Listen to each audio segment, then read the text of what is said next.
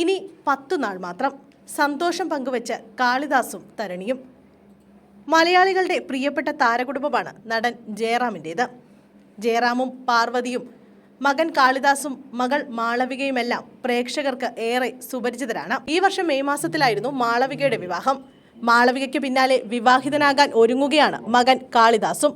കാളിദാസും തരണിയുമായുള്ള വിവാഹ നിശ്ചയത്തിന്റെ ചിത്രങ്ങളും വീഡിയോയുമെല്ലാം സോഷ്യൽ മീഡിയയിൽ വൈറലായിരുന്നു.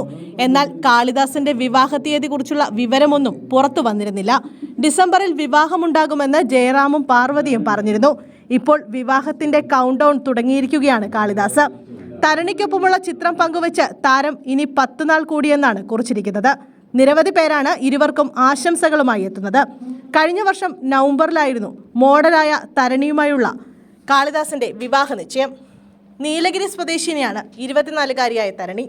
2021 miss universe India 3rd runner-up കൂടിയാണ് തരണി. ഏറെ നാളുകളായി പ്രണയത്തിലാണ് ഇരുവരും.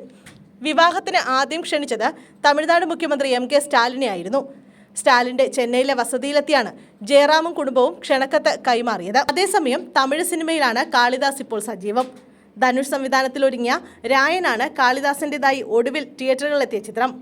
അവൾ പേർ രജനിയാണ് കാളിദാസിന്റെ പുതിയ ചിത്രം.